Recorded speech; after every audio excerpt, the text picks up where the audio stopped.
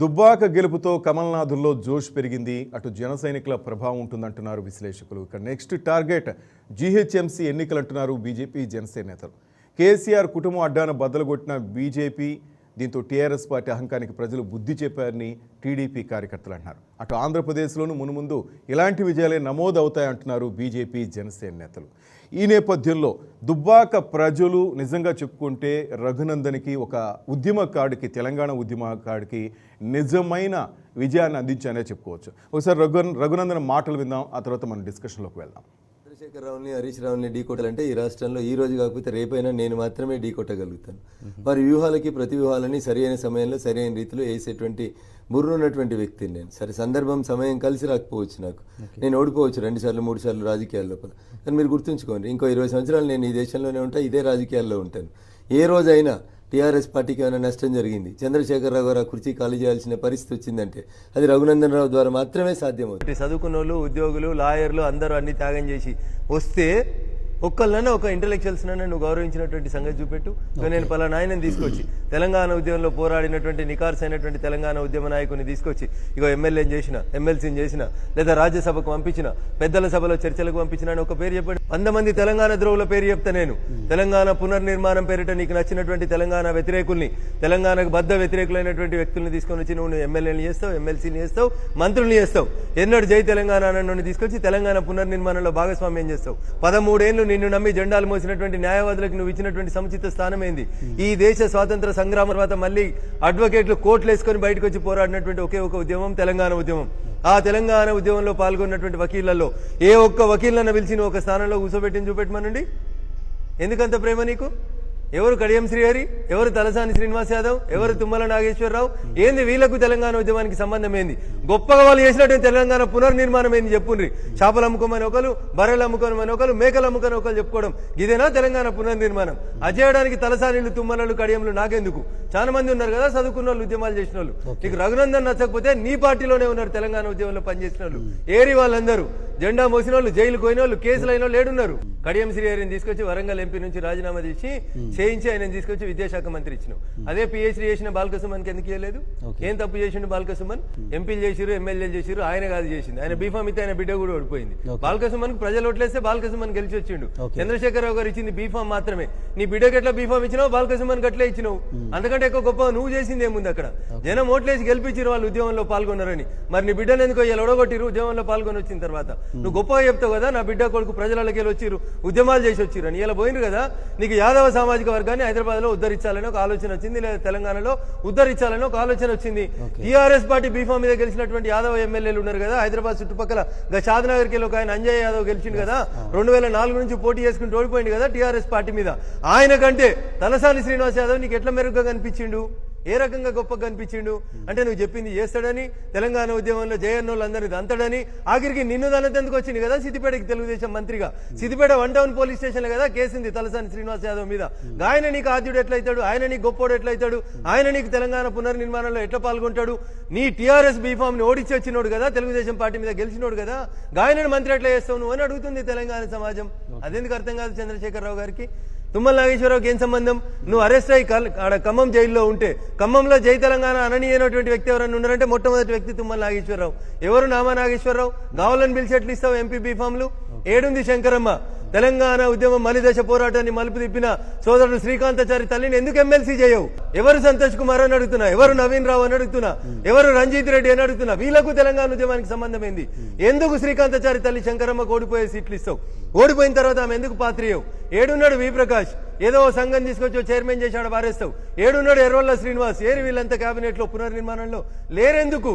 తెలంగాణ ఉద్యమంలో పాల్గొన్నటువంటి యువకులు కోరుకున్నది ఇది కాదు చంద్రశేఖర్ రావు గారు. చంద్రశేఖర్ రావు గారు 3 రాళ్ళు ఏరుకొచ్చి ఇయ్యలనే పొయ్యి తయారు చేయలేదు, దాని మీద అండ తీసుకొచ్చి పెట్టి దాంట్లో నీళ్లు పోసి ఎసరు పెట్టలేదు. అలా రైస్ వేసింది ఆయన కాదు, రాళ్లు తెచ్చింది మాలాంటి ఉద్యమకారులు. కట్టెలు ఏరుకొచ్చింది నాలాంటి సహచర ఉద్యమకారులు ఇంకో ఏరుకొచ్చారు. రాళ్లు తీసుకొచ్చి పొయ్యి పెట్టినాం, 3 రాళ్ళు తీసుకొచ్చి అడవి పొంటి తిరిగి కట్టెలు ఏరుకొచ్చి మంట పెట్టినాం, ఆడిడు అడుకొచ్చి అండ పెట్టినాం, దాంట్లో నీళ్లు పోసినాం, అందులో బియ్యం కూడా వేసినాం.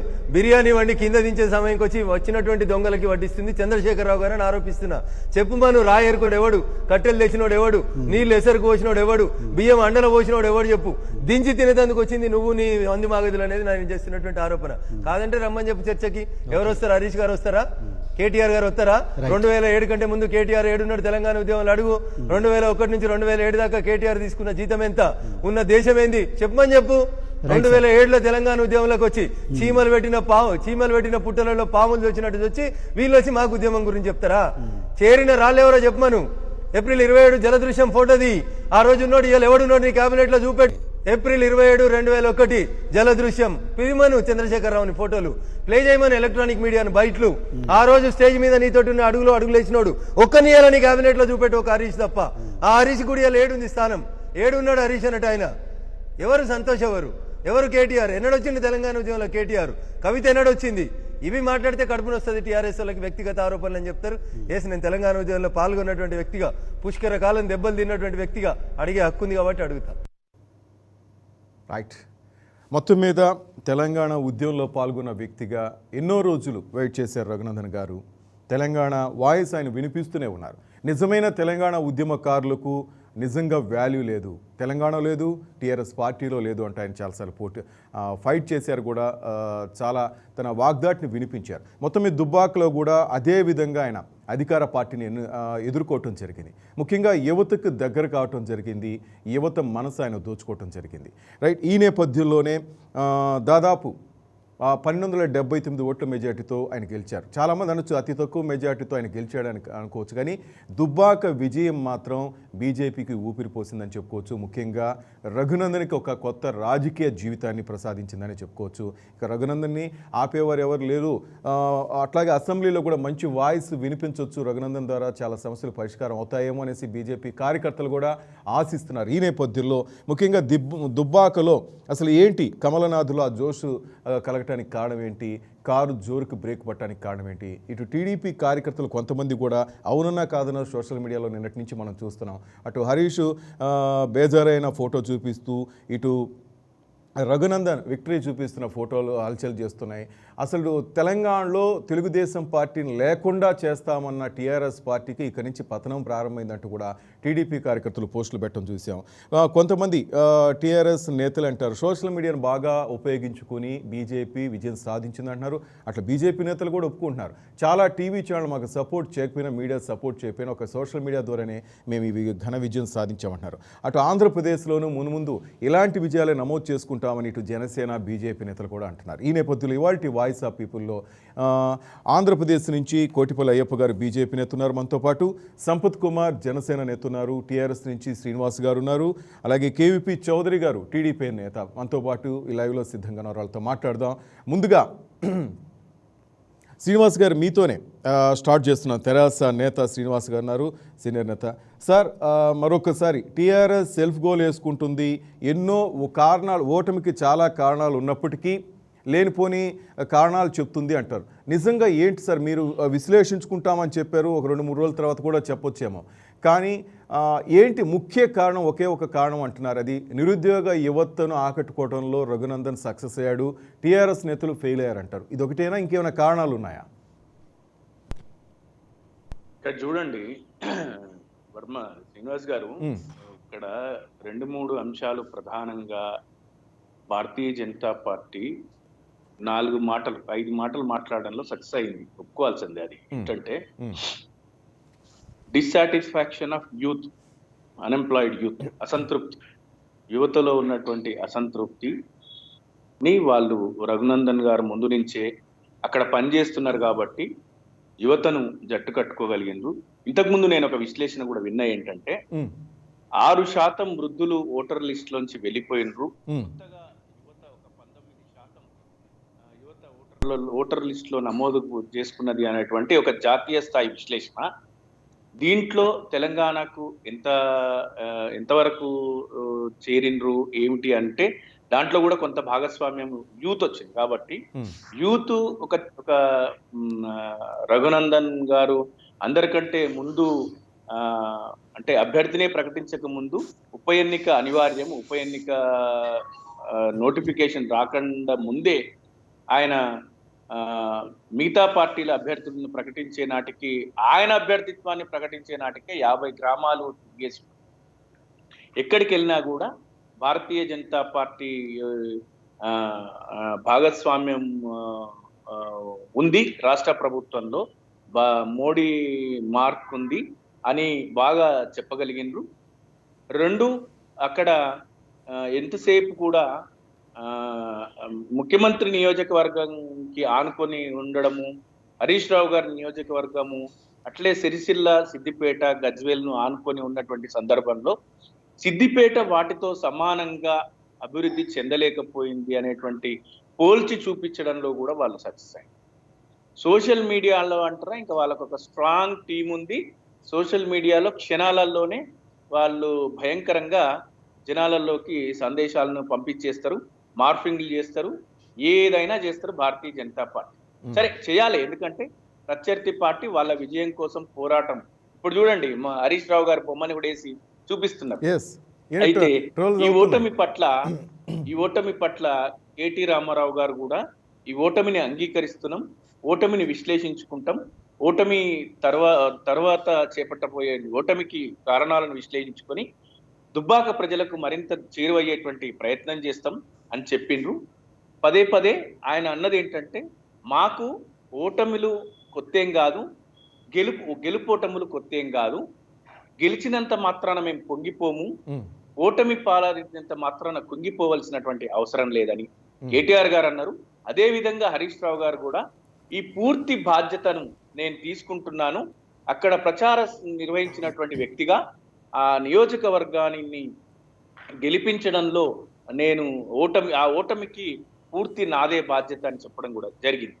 అయితే దుబ్బాక నియోజకవర్గంలో ఇంకంత ఏంటంటే, సింపతి, సానుభూతి పనిచేయదు అనేటువంటి మాట్లాడినటువంటి సందర్భంలో వరుస వైఫల్యాలు పొందినటువంటి, వరుస పరాజయం పొందినటువంటి రఘునందన్ గారికి ఒక అవకాశం ఇవ్వాలనేటువంటి ఆలోచనతోని ప్రజలు అక్కడ కొంత మేరకు ఈ రఘునందన్ గారి పట్ల మొగ్గు చూపడం కూడా జరిగింది. ఇంకోటి ఏంటంటే,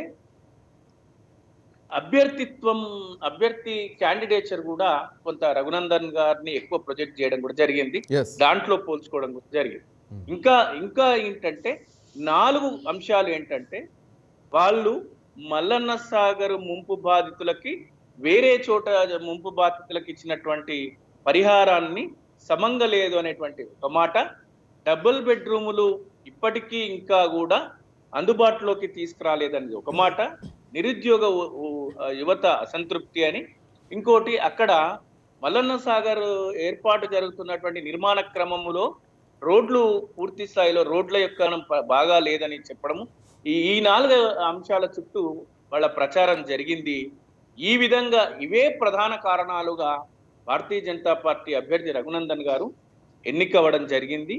విజేతగా నిలిచినటువంటి రఘునందన్ గారికి మరొకసారి ఉదయం కూడా నేను చెప్పాను, ఇప్పుడు కూడా మళ్ళీ చెప్తున్నా, మీ వేదిక ద్వారా అభినందనలు తెలియజేస్తున్నా. ఓడిపోయినంత మాత్రాన దుబ్బాక ప్రజలను తెరాస ప్రభుత్వము, తెరాస పార్టీ కూడా ప్రజల్లో మమేకమై వాళ్ళ ఆశలు ఆకాంక్షలకు అనుగుణంగా పనిచేసి వాళ్ళ అసంతృప్తిని సంతృప్తిగా మార్చుకొని మరింత చేరువై రాబోయే రోజులలో ఇలాంటి ఫలితం పునరావృతం కాకుండా తెరాస ప్రభుత్వం చూసుకుంటుంది. థ్యాంక్ యూ శ్రీనివాస్ గారు. రైట్, కోటిపల్లి అయ్యప్ప గారు ఏమంటారు? దుబ్బాక ఎన్నికల పైన, దాంట్లో బీజేపీ ఘన విజయం సాధించడంపై మీ విశ్లేషణ ఏంటి? ఇది సమిష్టి కృషితో సాధించిన విజయంగా చెప్పొచ్చు. కేటీఆర్ గారు అలాగే కేసీఆర్ గారు, హరీష్ రావు గారు ఏ విధంగా పక్క నియోజకవర్గాలు అయ్యుండి కూడా వాళ్ళ మీద ప్రజలు విశ్వాసం పెట్టుకోలేదు. వాళ్ళ పరిపాలన కేవలం 6 సంవత్సరాలకే పరిమితం అయ్యింది, తదుపరి జరిగే ప్రతి ఎలక్షన్ కూడా బీజేపీ వైపే ఉంటుంది అనేది శుభపరిణామంగా మొట్టమొదటిసారిగా దుబ్బాక ప్రజలు టిఆర్ఎస్ కి చెప్పడం జరిగింది. మనం చూస్తూ ఉన్నామండి, ఆర్టీసీ కార్మికులు దేశంలోనే అత్యంత ప్రధానమైన నగరాల్లో హైదరాబాద్ ఒకటి. అటువంటి ప్రధానమైనటువంటి నగరంలో 2 నెలల పాటు ఆర్టీసీ సమ్మె జరిగినా కూడా దాన్ని ఏ కోవకి తీసుకురాకుండా బెదిరించి వాళ్ళని ప్రభుత్వం మీద నమ్మకంగా వాళ్ళు విమరణ చేయలేదండి. బెదిరించి వాళ్ళు కన్నీళ్లు పెట్టుకుని మనం చూసాం గతంలో. అంటే ఇటువంటి నియంతృత్వం, అంటే నేను అధికారంలో ఉన్నా ఏదన్నా చేస్తానని, వాళ్ళకి సమస్య పరిష్కారం చేయలేదండి. పక్కనున్న రాష్ట్రాలు ఏదైతే చేస్తున్నాయో అదే మాదిరిగా వాళ్ళు కోరుకున్నటువంటి విధానం చేయాల. 2, మల్లన్న సాగర్ ప్రాజెక్టు యొక్క నిర్వాసితులకు కూడా ప్రభుత్వం పూర్తి స్థాయిలో బాధితులకి నష్టపరిహారం ఇవ్వటంలో విఫలమైంది. అలాగే హరీష్ రావు గారు కాళేశ్వరం ప్రాజెక్టులో కూడా గతంలో చేసినటువంటి అవినీతి ఈ రోజుని అనేక సామాజిక మాధ్యమాల్లో కూడా అందరికీ తెలుస్తూ ఉంది, అతను గతంలో చేసినటువంటి అవినీతి ఏంటి అనేది. ఇదే ఒక్క క్వశ్చన్ వేస్తున్నా అండి, టిఆర్ఎస్ నేతలకి ఏదైనా చిత్తశుద్ధి ఉంటే రాజీ గారు ఆరోగ్య శాఖ మంత్రిగా ఉన్నప్పుడు గతంలో ఆయన మీద ఆరోపణలు వచ్చినప్పుడు ఆయన ఏ విధంగా తొలగించారో, అలాగే కాళేశ్వరం ప్రాజెక్టు మీద వచ్చినటువంటి ఆరోపణలకి హరీష్ రావు గారిని మీరు మంత్రి పదవి నుంచి తొలగిస్తారా? అంటే రాజీ గారికి ఒక నీతి, హరీష్ రావు గారికి ఒక నీతి ఉంటుందా అని చెప్పి ఒక క్వశ్చన్. భవిష్యత్తులో గ్రేటర్ ఎన్నికల్లో జనసేన ప్రభావం ఉంటుంది, అటు ఆలోచిస్తున్నారండి యూత్. మన వరదల్లో చూసాం, గతంలో 2001 నుంచి పోరాడుతున్నటువంటి బంగారు తెలంగాణ అన్నారు. తెలంగాణ వచ్చిన తర్వాత 4 లక్షల కోట్ల రూపాయలు అప్పుల్లోకి తీసుకెళ్లినటువంటి టిఆర్ఎస్ ప్రభుత్వం మిగిలిన నిధులన్నీ కూడా ఏం చేసింది అనేది ఎవరికి అందుబాటుట్ల. ఇప్పుడు రాష్ట్ర విభజన సమయంలో మిగిలిన నిధులు ఉన్నాయండి, ఆ మిగిలిన నిధులు ఖర్చు అయిపోయి ఈ రోజుని ఇంత ఐటీ హబ్ కింద బెంగళూరు, చెన్నై తర్వాత బాగా ఇన్కమ్ సోర్సెస్ ఉండేటువంటి తెలంగాణ ప్రాంతంలో ఈ రోజుని కార్పొరేషన్ కి బోలంత ఇన్కమ్ సోర్సెస్ ఉన్నాయండి సాఫ్ట్వేర్ రంగం నుంచి. ఇదంతా ఏమైపోతుంది? ఎవరి జోబులు నిండుతున్నాయి? అంటే పూర్తిగా అవినీతిమయంగా ఉన్నది టిఆర్ఎస్ పాలన, నియంతృత్వంగా ఉంది. ప్రశ్నించిన వారికి కేసులు పెట్టడం అనేది జరుగుతుందని చెప్పి సోషల్ మీడియాలో జరగడం అనేది ఒక వ్యక్తి అయితే, అన్నిటికంటే మెయిన్ గా రఘునందన్ గారి కృషి. కరోనా టైంలో ఉస్మానియా ఆసుపత్రులకు కూడా వెళ్ళి ఆయన పేషెంట్లని తన సామాజిక మాధ్యమాల ద్వారా కూడా అందరికీ ప్రపంచానికి కనువిప్పి కలిగేలాగా టిఆర్ఎస్ పాలన ఎలా ఉంది, ఎందుకు చనిపోతున్నారు కరోనా పేషెంట్లు అనేది పూర్తి స్థాయిలో చెప్పడం కూడా జరిగిందండి. తర్వాత ఇంకా మనం ఒక్క నిమిషం అయ్యప్ప గారు. సంపత్ కుమార్, ముందుగా కంగ్రాచులేషన్స్, జనసేన నీ మీద పెద్ద బాధ్యత పెట్టింది. కంగ్రాచులేషన్స్ సంపత్. నిన్నటి దుబ్బాక విజయంలో జన సైనికుల పాత్ర కూడా ఉందా సంపత్?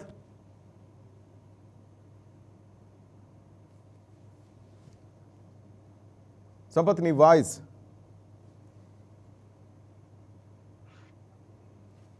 సంపత్ మ్యూట్ చూడండి సంపత్, ఒక్క నిమిషం voice. Hello hello Sampath. Hello మాట్లాడండి సంపత్ ప్లీజ్. వినిపిస్తుందా సార్? మాట్లాడండి ప్లీజ్, మాట్లాడండి. ముందుగా శుభాకాంక్షలు తెలిపినందుకు మీ అందరికీ ధన్యవాదాలు. ఒక ఉస్మానియా ఉద్యమకారునిగా, ఒక తెలంగాణ ఉద్యమకారునిగా, ఇవాళ ఉద్యమ పార్టీ అనుకొని చెప్పి ఇచ్చిన ఈ తెలంగాణ ప్రభుత్వం కావచ్చు కానీ, టిఆర్ఎస్ ప్రభుత్వం కావచ్చు కానీ, తను అనుకున్నంత మేరకు ఇవాళ ప్రజల్లోకి పనులు చేయలేదు. ఇది ఇవాళ ప్రజల తరపు నుంచి ఇవాళ ప్రభుత్వం ఉంది, మాది సంపూర్ణ మెజారిటీ ఉంది అనుకున్న ప్రభుత్వానికి ఇది ఒక చంప పెట్టు లాంటిదని మేము అనుకుంటున్నాం. ఎందుకంటే 2009 ఎన్నికల నుంచి ఏ ఎన్నికలు చూసుకున్నా కానీ, అదే విధంగా ఏ ఉప ఎన్నికలు చూసుకున్నా కానీ, మొన్న హుజూర్ నగర్ లో కావచ్చు కానీ, మిగతా వేరే ఎన్నికలు ఎక్కడ చూసుకున్నా కావచ్చు కానీ, ఉద్యమ పార్టీ అని చెప్పుకుంటూ వచ్చిన దానికి ప్రతి ఒక్క ప్రజలు, విద్యార్థులు, యువత టిఆర్ఎస్ కు సంపూర్ణ మెజారిటీ ఇచ్చిండ్రు. రెండోసారి కూడా ఇవాళ ప్రభుత్వంలో వచ్చి కూడా ఈ టిఆర్ఎస్ ప్రభుత్వం చేసి ఒరిగిందేమీ లేదు. మీ అందరికీ తెలిసిన విషయంలే. ఇవాళ దుబ్బాక ఎలక్షన్ లో చూసాం ఎంత హై డ్రామా క్రియేట్ చేశారో మీరు ఇవాళ అందరు చూసే ఉంటారు. ఎందుకంటే వాళ్ళకు సంబంధించిన అభ్యర్థులకు వెహికల్ ఏం చెక్ చేయరు, వాళ్ళ ఇళ్ల పైన ఏం దాడులు చేయరు. కానీ రఘునందన్ రావు గారు, ఎవరైతే బీజేపీ అభ్యర్థిగా ఉన్న రఘునందన్ రావు గారి వెహికల్ అని చెక్ చేస్తారు. వెహికల్లతో పాటు వాళ్ళ టైర్లు కూడా విప్పి వాళ్ళ ఎంత డబ్బులు ఉన్నాయని కూడా చెక్ చేస్తారు. అదే విధంగా ఇవాళ ఎలక్షన్లు దుబ్బాకలో జరిగితే ఇవాళ సిరిసిల్లలో వస్తారు. ఇవాళ సిరిసిల్లలో వచ్చి తన మామగారి ఇంటి పక్కన ఏదైతే ఉంటారో కావాలని చెప్పి డబ్బులు పెట్టి ఏ విధంగా హై డ్రామా క్రియేట్ చేసిండ్రో మీ అందరూ చూసే ఉంటారు. ముఖ్యంగా ఇవాళ ఒక చిన్న పాప, వాళ్ళ మనవరాలు 6 నెలల మనవరాలు ఉన్నా కానీ ఒక ఎటువంటి నోటీస్ లేకుండా ఇవాళ ఇళ్ల పైన అంటే ఇవాళ పోలీస్ వ్యవస్థను కానీ అక్కడున్న ప్రతి ఒక్క వ్యవస్థను ఇవాళ సిపిలను ఏ విధంగా వాడుకున్నారో అది మీరందరూ ఇవాళ యావత్ తెలంగాణ రాష్ట్ర ప్రజలు ప్రతి ఒక్కరు నిశితంగా గమనిస్తున్నారు. తెలంగాణ యువత గమనిస్తుంది, తెలంగాణ విద్యార్థి లోకం గమనిస్తుంది, తెలంగాణ విద్యార్థి యువత అదే విధంగా అక్కడున్న గ్రామీణ ప్రాంతం బిడ్డలు కూడా ఇవాళ మీరు లాస్ట్ టైం మీరు చూసుకొని ఉంటే ఇప్పటి వరకు 3 సార్లు రఘునందన్ రావు గారు ఎలక్షన్ లో పార్టిసిపేట్ చేశారు. 7,000 నుంచి 9,000 నుంచి 17,000 వరకు. లాస్ట్ టైం మీరు చూసుకొని ఉంటే 2019 ఎలక్షన్ ఏదైతే జరిగి ఉన్నదో 63,000 మెజారిటీతో అప్పుడు ఉన్న ఎమ్మెల్యే గారు రఘునందన్ రావు గారి పైన గెలిచారు. కేవలం రఘునందన్ రావు గారి పైన లాస్ట్ టైం 63,000 మెజారిటీతో గెలిచింది. కానీ ఇప్పుడు కానీ చూసుకుంటే ఇది దుబ్బాక ప్రజలు పట్టాభిషేకం చేసింది, ఇది ప్రజాస్వామ్యానికి పట్టాభిషేకం చేసిండ్రు. ఒక దోపిడితనానికి, ఒక దొంగల రాజ్యానికి ఇవాళ ప్రజల పైన కత్తులు పెట్టి గొడ్డలు పెట్టి పరిపాలిస్తున్న ఈ టిఆర్ఎస్ ప్రభుత్వానికి ఒక చంప చెల్లు అనేటట్టు ఇవాళ ఒక మంచి రిజల్ట్ ఇచ్చింది. సంపత్ ఒక్క నిమిషం, శ్రీనివాస్ గారు మాట్లాడతారంటే ఒక్క నిమిషం మీతో ఒక్క నిమిషం. దానికి ఆన్సర్ ఇస్తా. ఎందుకంటే ఒక విద్యార్థి ఉద్యమ నాయకునిగా ఇవాళ జనసేన విద్యార్థి అధ్యక్షుడిగా నేను మాట్లాడుతున్నాను. ఇవాళ మీరు పక్కన చూసుకుంటే ఒక సిరిసిల్ల నుంచి గాని ఇటు చూస్తే సిద్దిపేట గాని ఇవాళ చూస్తుంటే ఒక ముఖ్యమంత్రి నియోజకవర్గం ఉంది. ఇవాళ మీ నియోజకవర్గంలో బాగా వేసిండ్రు. డెఫినెట్ గా చెప్తున్నాం, రానున్న రోజుల్లో జనసేన పార్టీ కూడా ఇదే రిజల్ట్ చూపించబోతుంది. జిహెచ్ఎంసీ ఇవాళ కాకపోతే రేపు కాకపోతే ఎల్లుండి పవన్ కళ్యాణ్ గారు జనసేన పార్టీ బాజాప్తగా చెప్తున్నాం. ఇదే ఉస్మానియా విద్యార్థులు, ఇదే కాకతీయ విద్యార్థులు, ఇదే శాతవాహన విద్యార్థులు, ఇదే పాలమూరు విద్యార్థులు, యావత్ తెలంగాణ విద్యార్థుల్లో కానీ సబ్బండ వర్గాలను, రైతులను, ప్రజలను, యువతను, రైతాంగాన్ని మొత్తం కలుపుకొని ఇవాళ జనసేన జెండాతో పాటు బీజేపీ జెండా పాతడానికి మేము సిద్ధంగా ఉన్నామన్నా. రైట్. సినన్న ఏంటి సంపత్కి అని చెప్పదలుచుకున్నారా? ఏం లేదు, మాట్లాడమంటున్నా కానీ అంత ఆవేశం వద్దంటుంది. యువకుడు కదన్నా, అతను చెప్పాలనుకుంది. యువ నాయకుడు అయ్యారు సంపత్ గారు. చాలా అంత గొడ్డలు పెట్టు చెంపపెట్టు అట్లాంటి మాటలు ఏం అవసరం లేదు. ఎందుకంటే గతంలో 4 సీట్లు గెలిచి సంపత్ ఒక్క నిమిషం ఆవేశం అంటున్నారు. ఇది మా ఆక్రోశం అన్న. 1600 మంది విద్యార్థులు మేము బలిదానాలు చేసుకున్నామన్న. ఒక్కసారి ఆనాటి ఉద్యమకారులలో నేను ఒక్కడిని. హరీష్ రావుకు పెట్రోల్ దొరికి అగ్గిపెట్ట దొరకదు. ఇది మీరు ఆవేశం అనకండి. తమ్ముడు ఉద్యమ ప్రస్థానంలో 2001 నాటి నుంచి నేను కూడా ఉన్నా. ఒక్క నిమిషం ఆగాలి. దాని గురించి అనండి. ఇవాళ మీరు ఆవేశం అనకండి. ఇవాళ మా 1600 మంది విద్యార్థుల బాధలు, ఇవాళ మా బిడ్డలను పోగొట్టుకున్నామనే బాధన్న.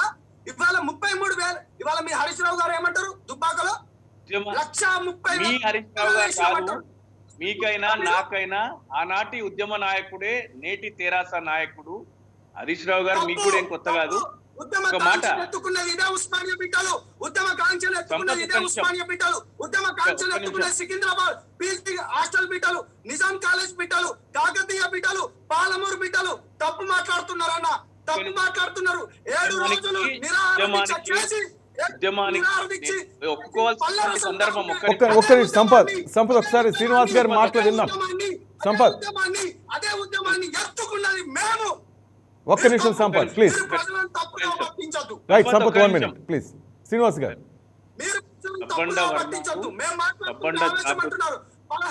తెలంగాణ స్థానికం ఉద్యమ నాయకుడి వెంట ఉన్నప్పుడు ఉద్యమ వ్యూహ రచన చేస్తూ హింసకు తావు లేకుండా అహింసావాదంతో 11 సంవత్సరాల సుదీర్ఘ ప్రస్థానం ఉద్యమాన్ని రగ్గిల్చి ప్రజల్లో ఉండి చావు నోట్లో తలబెట్టి ఈ తెలంగాణ ఆత్మగౌరవం పేరిట ఈ తెలంగాణ ఏర్పాటుకు ఆ వ్యక్తి ఎప్పటికీ రాదనుకున్నటువంటి ఈ తెలంగాణ కోసం నిరంతరం ఎవరు వారించినా, ఎవరు కాదన్నా, ఎవరు అవునన్నా కూడా ఉద్యమ ప్రస్థానంలో ఉద్యమ నాయకుడే ఆద్యుడు. ఉద్యమ నాయకుని వెనువెంట మన అందరం ఉన్నది వాస్తవమే. అది ఎవ్వరూ కాదనరు. విద్యార్థులు, యువకులు, ఉపాధ్యాయులు, ఉద్యోగస్తులు, సబ్బండ వర్ణాలు అనుసరించినం, సహకరించినం. అందుకే ఈ తెలంగాణ సాధ్యమైంది. ఆ రోజులు ఎవరూ మర్చిపోలేరు, ఆ రోజులు ఎవరూ కాదనరు. కానీ నేటి దుబ్బాక ఎన్నికలలో గెలిచినంత మాత్రాన ఇంత మిరిసిపడాల్సినటువంటి అవసరం లేదు. భారతీయ జనతా పార్టీ 4 ఎంపీ స్థానాలు గెలిచిన తర్వాత జరిగినటువంటి ప్రతి ఎన్నికల్లో కూడా స్థానిక సంస్థల ఎన్నికల్లో అయినా మున్సిపల్ ఎన్నికలలో అయినా కూడా ఖచ్చితంగా తెరాసానే జెండా ఎగరవేసింది. ప్రతి చోట తెరాసానే గెలిచింది. రైట్. ప్రజా సంక్షేమం కోసం, ప్రజా అభివృద్ధి కోసం తెరాస నిలబడింది, పాటుపడుతుంది. ఖచ్చితంగా తెరాస ఈ తెలంగాణ సమాజం కోసమే పనిచేస్తుంది. రైట్ శ్రీనివాస్ గారు, ఒక్క నిమిషం. జరిగిన ఉప ఎన్నికల్లో ఖచ్చితంగా తెరాస మాత్రం ఆ ఉప ఎన్నికను, ఆ ఓటమిని అంగీకరిస్తుంది. సంపత్ మీ దగ్గరికి వస్తాను, ఒక్క నిమిషం.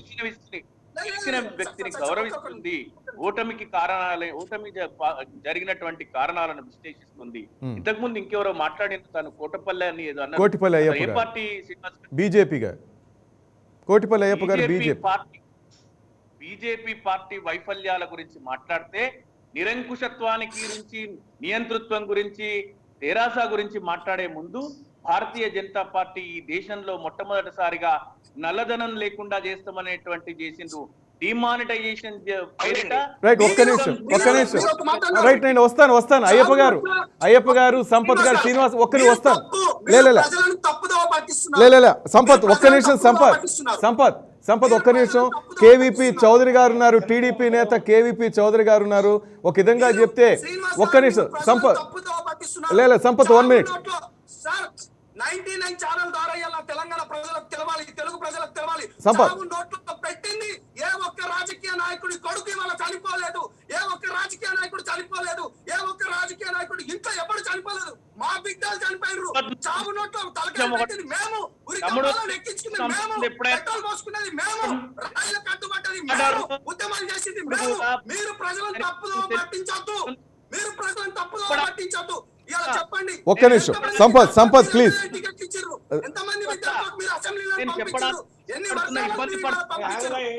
శ్రీనివాస్ సంపత్ ఒక్క నిమిషం. ప్లీజ్. ఒక్క నిమిషం ప్లీజ్. ఒక్క నిమిషం. రైట్ ఒక్క నిమిషం. చౌదరి గారు, మొత్తం మీద నిన్న ఆంధ్రప్రదేశ్లో చాలామంది కూడా దుబ్బాకలు ఎవరు గెలుస్తారా అని వెయిట్ చేస్తున్నారు. ముఖ్యంగా మీ టీడీపీ కార్యకర్తలు, టీడీపీ ముఖ్య నేతలు కూడా దుబ్బాకలో టీఆర్ఎస్ ఓడిపోతే బాగుండబ్బా అని వెయిట్ చేశారు. మొత్తానికి మీరు అనుకున్న రిజల్టే వచ్చింది. మీ మొహంలో కూడా సంతోషం కనిపిస్తుంది. ఏంటి సార్ అంత సంతోషం ఏంటి? ఇప్పుడు గెలుపొందిన రఘునందనరావుకి ధన్యవాదాలు తెలుపుతూ, అభినందనలు తెలుపుతూ, ఓడిపోయిన ఏదైతే టిఆర్ఎస్ ప్రభుత్వం ఉందో వాళ్ళ యొక్క కుటుంబ పాలనకు కానీ, వాళ్ళ యొక్క దాష్టికాలకు గాని, వాళ్ళ యొక్క మరి నియంతృత్వ పోకడలకు గాని మరి ప్రజలు పెద్ద ఎత్తున అంతకు ముందు మరి 20,000 60,000 అంత డిఫరెన్స్ లో ఉన్నది బీజేపీ పుంజుకోవడానికి ఏంటంటే ఎట్టి పరిస్థితుల్లో మరి టిఆర్ఎస్ ప్రభుత్వానికి మరి వాళ్ళు బుద్ధి చెప్పాలన్న ఉద్దేశంగా ప్రజలు మరి యాక్టివేట్ అయ్యారని అనిపిస్తుంది ఈ రిజల్ట్ చూసిన దాన్ని బట్టి. అది ఒకటి. అయితే నేరో మార్జిన్ లో ఓడిపోవడం వలన అక్కడ వ్యవహారం ఏమంటే, ఇప్పుడు ఐపీఎస్ ఆఫీసర్ ని ఒక ఎలక్షన్ కమిషన్ వీళ్ళు చేసే ఈ ప్రభుత్వాన్ని, పవర్ ని మిస్యూజ్ చేసి ప్రతిపక్షాలని అనగదొక్కే ఏ కార్యక్రమాలని అడ్డుకునే విధంగా మరి తమిళనాడు నుంచి ఐపీఎస్ ఆఫీసర్ ని వేయటం వల్లనే ఈ రఘునందనరావు గారి గెలుపు సాధ్యమైంది అనిపిస్తుంది. ఎందుకంటే వెరీ నేరో మార్జిన్ ఉంది కాబట్టి. లేకపోతే ఇదే రిజల్ట్ మళ్ళీ టిఆర్ఎస్ కి 10,000 మెజారిటీ తోటి ఇంకొక రకంగా ఉండేది. ఎందుకంటే ఇప్పుడు టిఆర్ఎస్ ప్రభుత్వం అక్కడ కాళేశ్వరం ప్రాజెక్టులో ప్రవహించిన అవినీతి నోట్ల కట్టలు కళ్ళారా చూసిన దుబ్బాక ప్రజలు మరి ఈ యొక్క అవినీతిని మరి అంతం చేయాలా, ఈ కుటుంబ పాలనకి ఒక బుద్ధి చెప్పాలా, మరి మాకు 2 బెడ్రూమ్స్ ఇల్లు ఇస్తామని ఆశలు చెప్పి మరి 2 బెడ్రూమ్స్ ఇల్లు కట్టకుండా 6 సంవత్సరాలు మమ్మల్ని ఇల్లు లేని పేదవాళ్ళుగా అట్లానే మరి ఎండలకి, వానలకి, వరదలకి మరి ఈ విధంగా ఈతి బాధలకి గురి చేసి మా మానాన్న వదిలేసినందుకు గాను మరి మేము ఈ రోజున కరెక్ట్ గా మరి ఎవరైతే గెలుస్తారో వాళ్ళకి సపోర్ట్ చేసి మరి వీళ్ళకి ఒక లెసన్ ఇవ్వాలా అన్న ఉద్దేశంగా ఇచ్చినట్టుంది. అలానే ఇప్పుడు రఘునందనరావు గారు కూడా మాట్లాడుతూ ఏమన్నారంటే, శ్రీనివాస యాదవ్, ఏదైతే కడియం శ్రీహరి, ఎర్రబల్ల దయాకర్రావు వీళ్ళ పేర్లన్నీ తీశారు. వీళ్ళందరూ కూడా తెలంగాణ ద్రోహులంతా తప్పండి, మీరు ఆ మాట మాట్లాడకూడదు. వాళ్ళు తెలంగాణని పునర్నిర్మించిన వాళ్ళు బిగినింగ్ నుంచి తెలంగాణకి మీకు ఇంత రిలే లాగా ఇంత అందిపుచ్చారంటే టిఆర్ఎస్ కి ఈ రోజున మీ యొక్క డొల్లతనం మొన్న హైదరాబాద్ లో వచ్చిన వరదలకి తెలిసిపోతుంది మీ చేతిలో ఉన్న తర్వాత కూడా. అయినా ఈ తెలంగాణ గాని ఏ రాష్ట్రమైనా గాని ప్రతి మనిషి ఇన్ని సంవత్సరాల నుంచి పునర్నిర్మాణం చేయటానికి నడుం బిగించి కష్టపడి ఇచ్చేశారు కాబట్టి వాళ్ళకి ఆ గుడ్ విల్ ఉంది కాబట్టి మాకు మరి ఇంత మరి వేవ్ లో కూడా మాకు ఫస్ట్ 2014లో హైదరాబాద్ సిటీలో ఒక పద్మారావు గారు తప్పితే ఎవరు గెలవలేదు టిఆర్ఎస్ వాళ్ళు. కాబట్టి ఇప్పుడు మేము చేసిన అభివృద్ధిని ఎన్కాష్ చేసుకునే విధంగా మా నాయకులు చేసుకున్నారు. కానీ మా నాయకులు ఎవరు కూడా తెలుగుదేశం వారు ఎవరు కూడా తెలంగాణ ద్రోహులు కాదు. అట్లా ముద్రేసే వాళ్లే ద్రోహులు. ఎందుకు అనంటే ఈ రోజున ఇదే రఘునందన్ రావుకి మరి ఎమ్మెల్సీ గాని లేకపోతే రాజ్యసభ గాని వాళ్ళతో ఇచ్చుంటే అక్కడ కేసీఆర్ అంతా అంటాడు ఇట్లా అంటాడు అని చెప్పేవాడు. కానీ మేము ఇప్పుడు ఏమంటున్నామంటే కేంద్ర ప్రభుత్వం కూడా కరోనా గాని లేకపోతే ఇప్పుడు ఆంధ్రాలో అమరావతి లాంటి ఇష్యూలను గాని ఇప్పుడు 6 లక్షల కోట్లు వాల్యూబుల్ అమరావతి ఇష్యూని మరి కేంద్రం కూడా ఏం చేయలేకపోతున్నామంటే ఇప్పుడు రఘునందరావు గెలిచినంత మాత్రాన అక్కడ కేంద్రం ఇక్కడ మన హైదరాబాద్ అంతా డెవలప్ అయిపోయిందని కాదు. కాకపోతే ఏంటంటే వీళ్ళు నియంతృత్వ పోకడలు తెరాస నియంతృత్వ పోకడలని కొంచెం తగ్గించుకొని ప్రజలకు అనువైన 2 బెడ్రూమ్స్ ఇళ్ళకి ఎక్కువ ప్రయారిటీ ఇచ్చి వాళ్ళ కళలను తీర్చే విధంగా పని చేయాలి. కానీ మీరు అధికారులతో పోలీస్ అధికారులతోటి రెవెన్యూ అధికారులతోటి మీరు మా ప్రజల్లో ఉన్న అసహనాన్ని ఏదైతే అసంతృప్తులని మీరు అనేది తప్పు అనేది ఈ యొక్క ఎలక్షన్ రిజల్ట్ చెప్తుంది. మీకు ఒక్క ఎగ్జాంపుల్ చెబుతానండి. వరంగల్లో కేసీఆర్ గారు పోయి మనం 2016లో కూర్చొని అక్కడ వరంగల్లో ఈ మురికివాడలు లేని సమాజం నిర్మిస్తానని చెప్పేసి మొత్తం ఇళ్ళన్ని పడగొట్టేసి ఇంతవరకు పాపం వాళ్ళు అప్పటి నుంచి ఇప్పటి వరకు కూడా వాళ్ళు అద్దెలు కట్టుకుంటే రెంటింట్లో ఉంటారు. వాళ్ళ స్థలాలే వాళ్ళ ఇల్లు ఉన్న ఇళ్ళని పడగొట్టేసి మరి ఇక్కడ కట్టిస్తా ఉన్నారు. ఇంతవరకు గృహప్రవేశాలు జరగలే. ఇదే డేట్కి 1 year లో గృహప్రవేశాలు జరుపుతామని చెప్పేసి నేను కుర్చీ వేసుకొని కూర్చొని మీ గృహప్రవేశాలు జరిపించి పోతానని చెప్పిన పెద్ద మనిషి ఇంతవరకు ఇది కాదా. అందు గురించి ఏంటంటే మీరు చెప్పిన మాటలని అమలు చేసే దిశగా చూడాలి. కానీ అధికారాన్ని పోలీస్ అధికారుల్ని మరి రెవెన్యూ సిబ్బందిని ప్రభుత్వ యంత్రాంగాన్ని అంతా అణిచివేతకే ఇంతకు ముందు ఏ తెలుగుదేశం గవర్నమెంట్ 17 సంవత్సరాలు ఇక్కడ మరి పాలన చేసినా గానీ అణిచివేత అనేది జరగలేదు. ఇంత దారుణమైన అణిచివేతకే ప్రభుత్వం ఒడిగడతామంటే మరి వాళ్ళకి బలం ఉంటే అణిచివేత ఎందుకు చేయాలండి? అంటే మీ మాటల్లో చౌదరి గారు టీడీపీ అణిచివేత కూడా కనిపిస్తోంది. టీడీపీని అణిచివేయటం ఆ బాధ కూడా మీలో కనిపిస్తూ ఉంది. మమ్మల్ని అణిచివేసి మా వాయిస్ ఇచ్చేయాలని మా వాళ్ళందరినీ భయపెట్టి నయానో భయానో మరి వాళ్ళని ఖరీదు చేసి వాళ్ళకి మరి క్యాబినెట్ పోస్టులు ఇచ్చి మా దగ్గర తీసుకున్నారు. ఒక్క నిమిషం చౌదరి గారు, ఒక్క నిమిషం. జనసేన సంపత్ గారు ఏదో అడగబోతున్నారు, మిమ్మల్ని ఏదో అడగబోతున్నారు. జనసేన సంపత్ గారు చెప్పండి. సంపత్ గారు చౌదరి గారు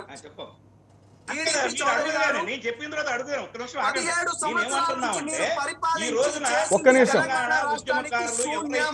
మరి ఉస్మానియా యూనివర్సిటీ కూడా మరి చంద్రబాబు నాయుడు గారు ఇచ్చిన ఉద్యోగాలను చూపిస్తూ మాకు అటువంటి ఉద్యోగాలు ఎందుకు లేదు, మీరు 1,00,000 ఉద్యోగాలు అన్నారు మరి అని చెప్పి నేను తెలంగాణ తెలుగుదేశం తరఫున మరి ఉస్మానియా యూనివర్సిటీ విద్యార్థులను ఉద్దేశించి కూడా ప్రసంగించడం జరిగింది. వాళ్ళందరూ మమ్మల్ని వచ్చి మా పార్టీ ఆఫీస్కి వచ్చి రండి సార్, మీరు ఆ రోజున తెలంగాణ అప్పుడు మీ మీద దాడులు జరిగినాయి, ఇక్కడ చంద్రబాబు నాయుడు చేసిన ఉద్యోగ కల్పనలో ఇక్కడ తెలంగాణలో చేయటం లేదు, మీరు వచ్చి మా ఉస్మానియా యూనివర్సిటీలో ప్రసంగించండి అంటే ఏ తెరాస నాయకుడికి ఇవ్వలేని అవకాశాన్ని మాకు ఈ ఉస్మానియా విద్యార్థులు ఇచ్చినందుకు వాళ్ళకి ధన్యవాదాలు తెలుపుతున్నాం. ఏమంటున్నామంటే ప్రజలలో కొన్ని తాత్కాలికంగా ఆవేశ భావోద్వేగాలని మీరు ఎన్కాష్ చేసుకున్న పర్మనెంట్ గా పనితనం అనేది మిమ్మల్ని రక్షిస్తుంది. మీరు అంటే ఫ్యూచర్ లో టీడీపీ మళ్ళా ఉంటుందంటారా మీరు? చౌదరి గారు ఫ్యూచర్ లో కరీంనగర్ నిజామాబాద్ లో ఐటీ వ్యాపించే విధంగా మీరు పని చేయాలని కోరుతున్నాం. అంటే ఫ్యూచర్ లో టీడీపీని చూడొచ్చా తెలంగాణలో? చౌదరి గారు ఈ మీరు ఏం మాట్లాడుతున్నారండి? మీరు ఎక్కడ ఉన్నారు? చౌదరి గారు మీరు ఎక్కడ ఉన్నారు ఈరోజు? ఏం మాట్లాడుతున్నారు తెలంగాణ గురించి? మీరు మాట్లాడుతున్నారు తెలంగాణ గురించి. తెలంగాణ ఉద్యమానికి కారణం మీరు. తెలంగాణ ఉద్యమానికి కారణం మీ నాయుడు, నాయకుడు. మీరు మాట్లాడుతున్నారు తెలంగాణ గురించి. తెలంగాణ అస్తిత్వం గురించి మీరు మాట్లాడతారు. తెలంగాణ ఆత్మగౌరవం గురించి మీరు మాట్లాడతారు. తెలంగాణ వైఫల్యాల గురించి మీరే మాట్లాడేది. ఎందుకు ఓడిపోయినరు మీరు? ఆంధ్రప్రదేశ్ లో మీరు అన్ని పనులు చేస్తే రాజశేఖర్ ఆయన జగన్మోహన్ రెడ్డి గారు ఎందుకు గెలిచింది?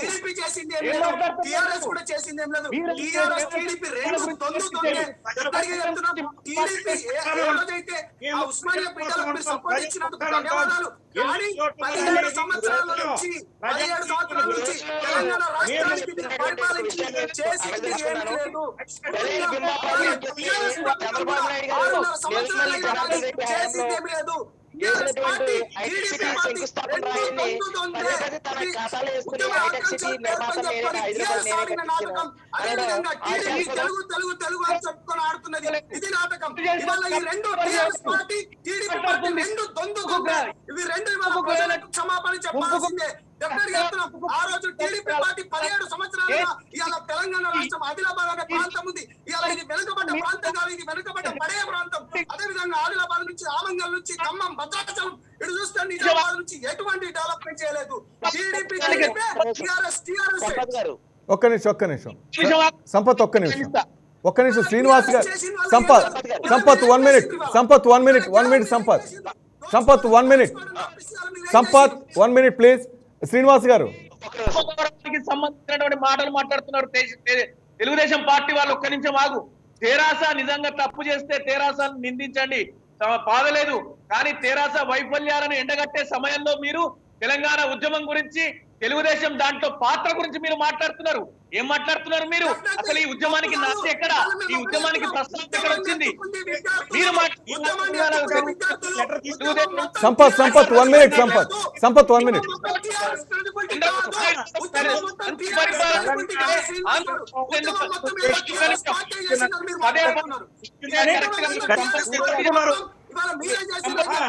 అది తప్పు అంటున్నారు.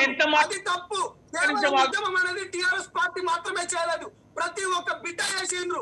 ప్రతి ఒక్క బిడ్డ ఉస్మానియా బిడ్డలతో పాటు ప్రతి ఒక్క బిడ్డ చేసిండ్రు. మీరు దానిపైన మాట్లాడండి. కేవలం టీఆర్ఎస్ పార్టీ ఒక్క పార్టీ ఉద్యమం చేయలేదు. దాని గురించి చెప్పండి. నువ్వు ఒక్క నిమిషం సంపత్, ఒక్క నిమిషం. నువ్వు తెలుగుదేశానికి వచ్చే ప్రయత్నం చేయకు. ఒక్క నిమిషం ఆగు. మీ తెలంగాణ ఉద్యమానికి కారణం ఎవరు? తెలంగాణలో ఈ జరిగిన విధ్వంసానికి తెలుగుదేశం పార్టీ భాగస్వామ్యం కాదా? ఈ రోజు ముంపు ప్రాంతాలకు కారణం 17 సంవత్సరాల మీ పాలనలో మీకు లేదా భాగస్వామ్యం? 6 సంవత్సరాలలో మొత్తం 7 కాడికి ఏం చేయలేకపోయింది అనేటువంటి మాటలు మాట్లాడుతున్నారు. కాళేశ్వరం గురించి మాట్లాడుతున్నారు. మీ పరిపాలన సరైనదే అయితే తిరిగి మీరు ఎందుకు ఎన్నిక కాలేదు? అక్కడ మీరు మాట్లాడతారు. జగన్మోహన్ రెడ్డి గారు ఎందుకు కూడా తెలుగుదేశంలోనే ఉన్నారు కదండి. శ్రీను గారు తెలుగుదేశంలో తలసాని శ్రీనివాసరావు గారు, ఎర్రబెల్లి దయాకర్ రావు గారు, మీరు తీసుకొచ్చినటువంటి మీ పార్టీలో ఉన్న ప్రతి ఒక్క నాయకుడు తెలుగుదేశం నాయకుడే. మళ్ళీ తెలుగుదేశం గురించి మీరు మాట్లాడటం ఒక్క నిమిషం చౌదరి గారు. సంపత్ గారు ఒక్క నిమిషం. ఒక్క నిమిషం Sampath 1 minute please. 1 minute Sampath. Clarity రావట్లేదు ప్లీజ్. సంపత్ ప్లీజ్. చౌదరి గారు కొంచెం ప్లీజ్. 1 మినిట్. అయ్యప్ప గారు ప్లీజ్. చౌదరి గారు ఆగండి. తెలంగాణ ఉద్యమానికి కారణం ఎవరు? తెలంగాణలో సమైక్య రాష్ట్రంలోని అసెంబ్లీలో తెలంగాణ ఒక్క నిమిషం ఆగు. సంపత్ ఒక్క నిమిషం ఆగు. ఆవేశం వద్దు. ఒక్క నిమిషం సంపత్ 1 మినిట్. సంపత్ నువ్వు మాట్లాడు. లేదంటే నేను మాటలు ఆపేస్తా. Sampath 1 minute please. Sampath please 1 minute please. Clarity ఉంటలేదు. ఎవరి వాయిస్ ఇంటర్లో క్లారిటీ. ఒక్క నిమిషం. చౌదరి గారు 1 మినిట్. చౌదరి గారు 1 మినిట్ ప్లీజ్. చౌదరి గారు 1 మినిట్ అండి. శ్రీనివాస్ గారు మీరు ఇవ్వండి వాయిస్ ప్లీజ్. ఆనాటి తెలంగాణ ఉద్యమానికి నాంది ప్రస్తావనకు కారణం చంద్రబాబు నాయుడు గారి హేళన, చంద్రబాబు నాయుడు గారి చీత్కారం. తెలంగాణ పదాన్నే సమైక్య రాష్ట్రంలో ఆంధ్రప్రదేశ్ అసెంబ్లీలో తెలంగాణ పదాన్నే ఉచ్చరించొద్దనేటువంటి ఆంక్షలు విధించినటువంటి తరుణం. అట్లాంటి పరిస్థితుల్లో తెలంగాణ ఉద్యమం మరొకసారి పురుడు పోసుకుంది. ఈ రోజు మీ అస్తిత్వం కోసం మీరు మాట్లాడండి. తెరాస వైఫల్యాలను మాట్లాడడంలో తప్పులేదు. కానీ తెలంగాణ ఆత్మగౌరవాన్ని, తెలంగాణ అస్తిత్వాన్ని గురించి మీరు మాట్లాడి మీకు జరిగిన నష్టాన్ని ఏ విధంగా పూడ్చుకుంటారో చూసుకోండి. కానీ మీ ఓటమికి గల కారణాలను విశ్లేషించుకోండి. ఆంధ్రప్రదేశ్ లో 17 సంవత్సరాల మీ సమైక్య పాలనలో హైదరాబాదు నగరంలో ముంపుకు గురైనటువంటి ప్రాంతాలకు మీ భాగస్వామ్యం లేదా? అంతకుముందు కాంగ్రెస్ పార్టీ భాగస్వామ్యం లేదా? ఇది ఒక్క పార్టీగా తెరాస పార్టీకి ఒక్కదానికి ఆపాదించేటువంటి ప్రయత్నం చేయకూడదు. కానీ అధికారంలో తెరాస ఉంది కాబట్టి తెరాస పూర్తి బాధ్యత వహిస్తుంది. చౌదరి గారు వాయిస్ ఇవ్వండి. మునగలేదు. మీరు వచ్చిన తర్వాతనే పెరుగుతున్న జనాభాకు అనుగుణంగా మీరు మౌలిక వసతులు కల్పించని కారణంగానే మునిగింది. అది గుర్తుపెట్టుకోండి. చెరువులు కట్టలు అన్ని కబ్జాలు చేసుకోండి. మీరు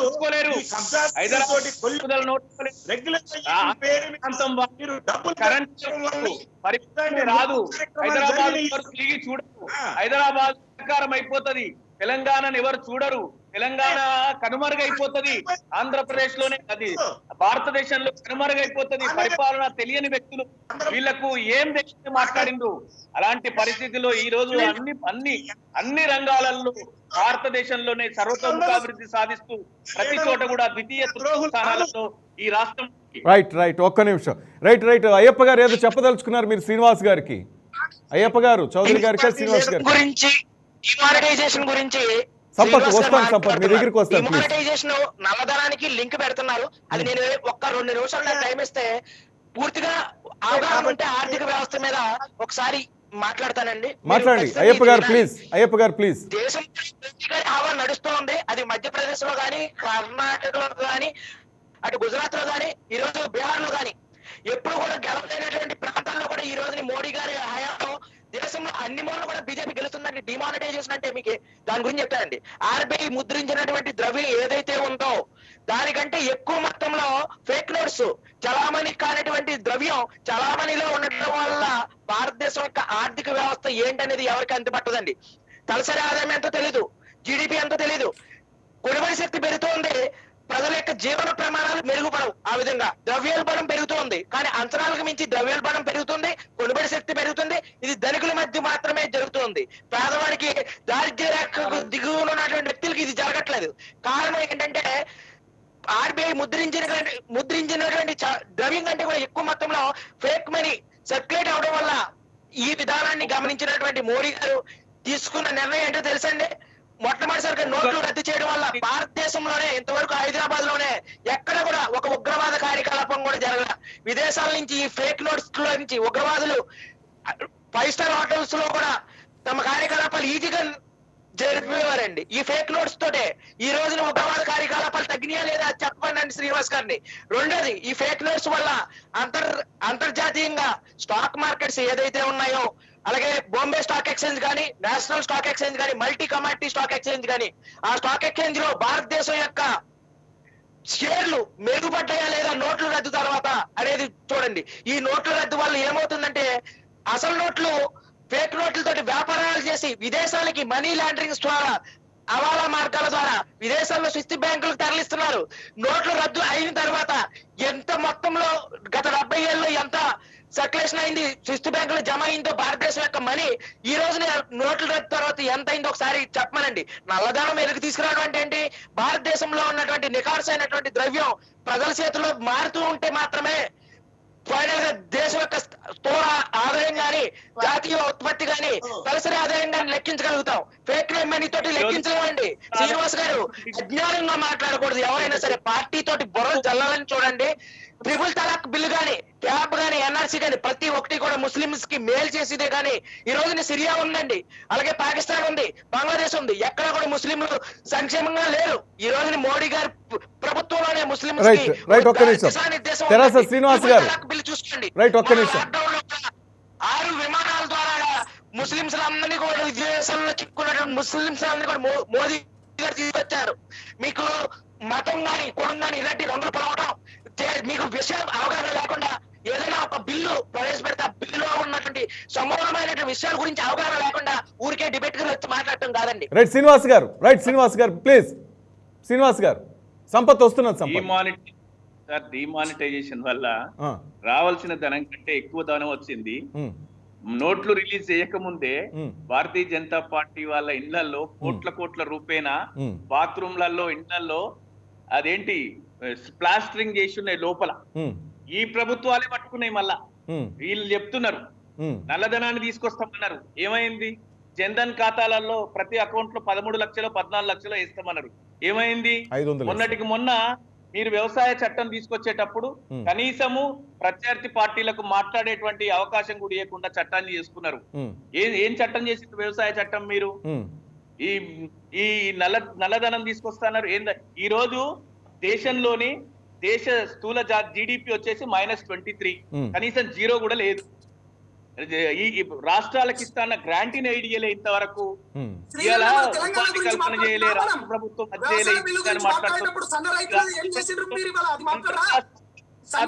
కేంద్ర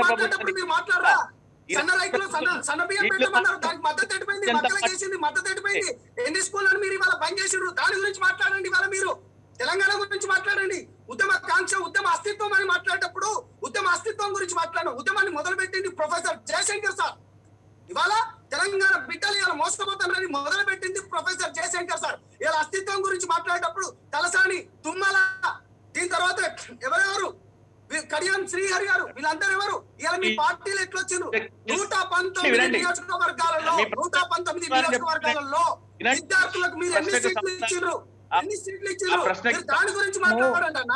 విద్యా వ్యవస్థ గురించి, తెలంగాణ విద్యా వ్యవస్థ మాట్లాడండి. ఇవాళ యూనివర్సిటీకి ఇవ్వాల్సిన ఉస్మాన్ యూనివర్సిటీకి 200 కోట్లు అని చెప్పారు. ఉస్మాన్ యూనివర్సిటీకి 200 కోట్లు అని చెప్పారు. ఎక్కడ పోయినా మీ ఎక్కడ పోయినా సంపత్ సరే అడుగుదాం. శ్రీనివాస్ గారు చెప్తారంట, ఆన్సర్ విందాం. ఒక్క నిమిషం సంపత్ విందాం, సమయం లేదు మనకి. రైట్, ఒక్క నిమిషం ఆన్సర్ ఇవ్వండి శ్రీనివాస్ గారు. లే, ఒక్క నిమిషం విందాం ఆయన. ఉద్యమాన్ని మొదలుపెట్టింది తెలంగాణ ప్రజలకు తెలవాలి. బలంగా తెలవాలి. ఉద్యమాన్ని మొదలుపెట్టింది ఇవాళ ప్రొఫెసర్ జయశంకర్ సార్. ఇవాళ professor Telangana Gandhi, professor Jayashankar sir. మీరు దాన్ని గుర్తుపెట్టుకోండి. ప్రొఫెసర్ జయశంకర్ సార్ తెలంగాణ ఉద్యమ గాంధీ. ఉద్యమ అస్తిత్వం మొదలు పెట్టింది ఏంటంటే నీళ్లు, నిధులు, ఉద్యోగాలు చెప్పి, నియామకాలని చెప్పి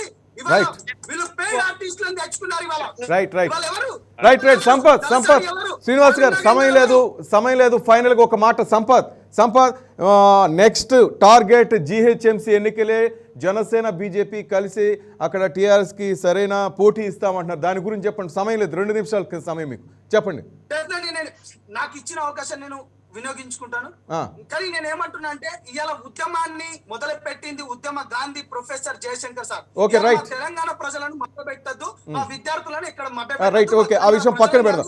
మీది నెక్స్ట్ టార్గెట్ జిహెచ్ఎంసీ ఎన్నికలు అనుకోవచ్చా? డెఫినెట్ గా చెప్తున్నాం. ఏదైతే దుబ్బాకలో చవి చూసిండ్రో, ఏదైతే అటు చూస్తే కేటీఆర్ గారు కావచ్చు, ఇక్కడ చూస్తే హరీష్ అన్న కావచ్చు, ఇటు చూస్తే ముఖ్యమంత్రి వర్యులు కేసీఆర్ గారు కావచ్చు, ఆ ఇలాకాలో ఎటువంటి రిజల్ట్ చూసిండ్రో మీరు ఇవాళ టిఆర్ఎస్ ప్రభుత్వానికి ఎటువంటి చెంపబెట్టి చూపించిండ్రో. ఇవాళ హైదరాబాద్ లో కావచ్చు, ముఖ్యంగా ఔటర్ రింగ్ రోడ్డు మొత్తం చూసుకుంటే 140 కిలోమీటర్ల ఔటర్ రింగ్ రోడ్డు, మూసీ నదిని మొత్తం వీళ్ళు మంచిగా చేస్తా అన్నారు. మూసీ నది ఎక్కడ పోయిందో తెలియదు, దాని చుట్టూ 6 లైన్ల రోడ్లు అన్నారు. హైదరాబాద్ హుస్సేన్ సాగర్ ని మొత్తం తాగే నీటిగా చేస్తానన్నారు, అది ఎక్కడికి పోయిందో తెలియదు. రోడ్ల గురించి అని చెప్పి 20,000 కోట్లు కేటాయించిండ్రు. ఇవాళ చూస్తే ప్రతి ఒక్క రోడ్డు గుంతలమయమే ఉంది. హైదరాబాద్ లో ఉన్న యువతకు ఎటువంటి ఉద్యోగ అవకాశాలు ఇవ్వలేదు. హైదరాబాద్ లో ఉన్న ల్యాండ్లను కబ్జాలు చేసిండ్రు. హైదరాబాద్ లో ఉన్న ల్యాండ్లను గంపగుత్తగా కార్పొరేట్ బిడ్డలకు ఇస్తుండ్రు తప్పిస్తే గానీ, కార్పొరేట్ వాళ్ళకి ఇస్తుండ్రు తప్పిస్తే గానీ తెలంగాణ బిడ్డలకు ఏమీ చేయలేదు. తెలంగాణ ఆకాంక్షలతోని, తెలంగాణ ఉద్యమాలతోని తెచ్చుకునే ఈ తెలంగాణ ప్రభుత్వం ఇవాళ ఎటువంటి పని చేయలేదు అని నేను తెలియజేసుకుంటూనే, ఈ రానున్న ఎన్నికల్లో జిహెచ్ఎంసీ ఎన్నికల్లో బీజేపీతోని అదంతా మా పెద్దలు చూసుకుంటారు. మా పవన్ కళ్యాణ్ గారు, అదే విధంగా శంకర్ గౌడ్ గారు వాళ్ళు చూసుకుంటారు. కానీ మేము ఎప్పుడు ఎన్నికలు వచ్చినా మేము డెఫినెట్ గా ముందుంటాం. డెఫినెట్ గా మా 50 నుంచి 70 డివిజన్లు ఇప్పటికే కమిటీలు కూడా ఏర్పడిపోయినాయి. విద్యార్థి యువతలు కూడా రెడీగా ఎలక్షన్స్ కు సిద్ధంగా ఉన్నారని తెలియజేసుకుంటూ, రానున్న జిహెచ్ఎంసీ ఎన్నికల్లో కూడా దుబ్బాకలో ఎటువంటి రిజల్ట్ చూసిండ్రో ఇక్కడ కూడా అదే రిజల్ట్ చూడరు. రైట్. కేవీపీ చౌదరి గారు, టీడీపీ ఏమైనా పోటీ చేసే అవకాశం ఉందా? ఏమైనా ఆశలు చిగురించే మీకు దుబ్బాక బీజేపీ విజయంతో? డెఫినెట్ గా పోటీ చేస్తాం. 150 డివిజన్ లో పోటీ చేస్తాం. మేము 2014లో మాకు సిటీ మొత్తం 15 ఎమ్మెల్యే సీట్లు ఇచ్చిన దాంట్లో 15 హైదరాబాద్ లోనే మేము గెలిచాం. కాబట్టి మాకు హైదరాబాద్ లో బలంగా ఉంది. మేము చేసిన అభివృద్ధి కార్యక్రమాలు మమ్మల్ని గెలిపిస్తాయి. మా అభివృద్ధి కార్యక్రమాలు మేము చేసిన తెలంగాణ రాష్ట్రంలో డెవలప్మెంట్ గురించే మా నాయకులందరినీ వాళ్ళు తీసుకొని మంత్రి పదవులు ఇచ్చారు కానీ వేరే విధంగా కాదు. ఇప్పుడు ఆత్మగౌరవం అది ఇదని మాట్లాడితే ఆత్మగౌరవం అయిపోయింది, అన్ని అయిపోయినాయి, సపరేట్ అయిపోయినాయి, ఎవరు సోలాలు కాసుకుంటున్నారు. మనం ఊరికే రోజు అదే నెమరేసుకోవాల్సిన పని లేదు. ఇప్పుడు 6 సంవత్సరాలు 7 సంవత్సరాలు అయింది మీరు వచ్చి కూర్చొని, మీరు ఇంకా అయ్యే పప్పు బెల్లాలు తినొద్దు. మీరు ఇప్పుడు పని చేసి ఇళ్లలో కూర్చోకుండా, ఫామ్ హౌస్ లో కూర్చోకుండా ఈ నియంత్రిత పోకడలన్నీ మార్చి ప్రజల దగ్గరికి వెళ్ళి ప్రజలకు పని చేసి మేము ఇట్లా పని చేస్తామని చెప్పేసి ఓట్లు అడుకోవాలి. కానీ మీరు ఇట్లా రైట్ రైట్ అయ్యప్ప గారు, ఫైనల్ గా మీరు చెప్పండి, ఏపీలో ఏమైనా చేంజెస్ కనిపిస్తాయా? ఇక్కడ ఒక్క నిమిషం అయ్యప్ప గారు, చౌదరి గారు కంప్లీట్ చేయండి. ప్రభుత్వం పెట్టే సంక్షేమ పథకాలు ఏవైతే ఉన్నాయో అవి కేవలం ఖాళీ చేసే విధంగా ఉన్నాయి కానీ అభివృద్ధికి నోచుకోవట్లేదు. రోడ్లు గానీ, ప్రాజెక్టులు గానీ, అటు కేంద్ర ప్రభుత్వం ఇస్తున్నటువంటి రైతులకి ఇస్తున్నటువంటి పథకాలని అది తమ ఖాతాలో పేరు మార్చుకోవడం, ప్రధానమంత్రి బీమా యోజనని వైఎస్ఆర్ బీమా యోజన కింద మార్చుకోవడం, ఇవన్నీ జరుగుతున్నాయి. త్వరలో జరగనున్నటువంటి గ్రేటర్ ఎన్నికలే కాకుండా ఖాళీ అయినటువంటి తిరుపతి పార్లమెంట్ స్థానంలో కూడా బీజేపీ జనసేన సంయుక్త భాగస్వామ్యంతో కైవసం చేసుకుంటాం ఖచ్చితంగా అండి. ప్రజలు మార్పు చెందుతున్నారు, అది దేశం అంతా కూడా మార్పు చెందుతుందండి. బీహార్ అట్టడుగున్నటువంటి బీహార్ ప్రజలు కూడా ఈ రోజు మోడీ గారి యొక్క పాలనని ఆయన్ని నమ్మి అక్కడ పట్టం కట్టారంటే మనం అర్థం చేసుకోవచ్చు. అటు కర్ణాటకలో గానీ, ఇటు మధ్యప్రదేశ్ లో గానీ, ఇక్కడ గుజరాత్ లో గానీ, ఇప్పుడు జరిగిన పక్కనున్న రాష్ట్రంలో దుబ్బాకలో గానీ ఎక్కడ చూసినా సరే మోడీ గారి ప్రబంధనం నడుస్తూ ఉంది. పవన్ కళ్యాణ్ గారి నీతి నిజాయితీ కలిగిన ఒక మంచి నాయకుడు, ఆయనతోటి భాగస్వామ్యంతో ఖచ్చితంగా తిరుపతి కూడా మేము కైవసం చేసుకుంటాం. గ్రేటర్ ఎన్నికల్లో ఖచ్చితంగా బీజేపీ కాషాయి జెండా అట్లాగే జనసేన జెండా రెపరెపలు ఆడుతుందని చెప్పి 99 టీవీ ముఖంగా చెప్తూ ఉన్నాను. రైట్ శ్రీనివాస్ గారు, మొత్తం మీద మూకుమ్మడి దాడి, కారు జోరుకి ఏమంటారు ఫైనల్ గా మీరు జిహెచ్ఎంసీ ఎన్నికల్లో? జరిగిన దుబ్బాక ఎన్నికల ఫలితాల పట్ల పార్టీ విశ్లేషిస్తుంది, దాని పట్ల ఖచ్చితంగా ఓటమిని అంగీకరిస్తుంది. గెలిచి పొందిన అభ్యర్థికి మేము ఎన్నో సందర్భాలుగా అభినందనలు తెలియజేసినాం. ఆ పార్టీ ఆ ప్రజలను కూడా ఎట్టి పరిస్థితుల్లో వదిలిపెట్టేది లేదు.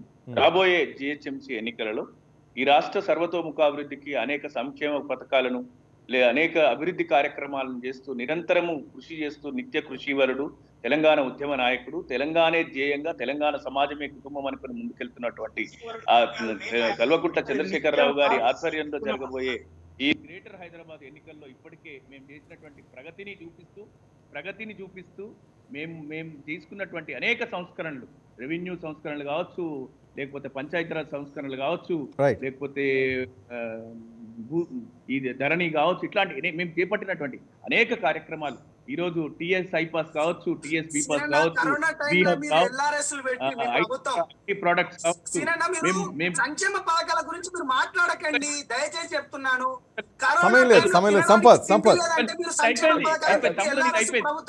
కంక్లూజన్ ఇవ్వండి. 100 గజాలు 200 గజాలు కూడా మీరు డబ్బులు వసూలు చేస్తుందంటే ఏం జరుగుతుంది ఇక్కడ? మీరు ఒక్కసారి ఆలోచించండి. సంపత్ ఒక్క నిమిషం, పట్టించకండి. మీరు పర్సనల్ గా మీతో పర్సనల్ గా మాట్లాడతారంట. సంపత్ తెరాస వారు మీతో పర్సనల్ గా మాట్లాడతారంట. నో ప్రాబ్లం, సమయం లేదు కాబట్టి పర్సనల్ గా మీతో మాట్లాడి క్లారిటీ ఇస్తారంట. టీవీ ఛానల్ ఉన్నాయి ప్రజల గురించి, ప్రజల గొంతులు వినిపించడానికి టీవీ ఛానల్ ఉన్నాయి, ప్రజల గొంతులను వినిపించడానికి టైం ఇస్తారు. సంపత్ టైం లేదు 1 మినిట్ ఫైనల్ గా. రైట్ శ్రీనివాస్ గారు, టైం లేదు please 1 minute correct time maintain చేయాలి. రాష్ట్ర ప్రభుత్వం చేపట్టినటువంటి కార్యక్రమాలు, రెవెన్యూ కావచ్చు, పంచాయతీరాజ్ కావచ్చు, మనం తీసుకొస్తున్నటువంటి సంస్కరణలు కావచ్చు, ప్రజలు అర్థం చేసుకుంటారు. హైదరాబాద్ ప్రజలందరూ కూడా చదువుకున్న వాళ్ళే.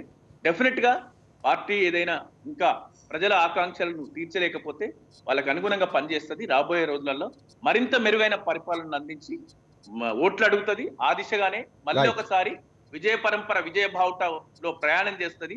తిరిగి గ్రేటర్ హైదరాబాద్ లో ఖచ్చితంగా మేయర్ పదవిని మాత్రం టిఆర్ఎస్ పార్టీ కైవసం చేసుకుంటుంది. అందులో ఎవరికి కూడా ఎలాంటి సంశయము, మీమాంస కూడా అవసరం లేదంటారు. రైట్ వేచి చూద్దాం. Thank you very much Srinivas గారు. Sampath thank you very much. Sampath మరొకసారి మళ్ళీ మీతో మీట్ అవుతాను నేను. థ్యాంక్ యూ చౌదరి గారు, థ్యాంక్ యూ కోటిపల్లి అయ్యప్ప గారు, thank you very much sir. Right, ఇది వాల్టి voice of people. That's all for now. Keep watching 99 TV.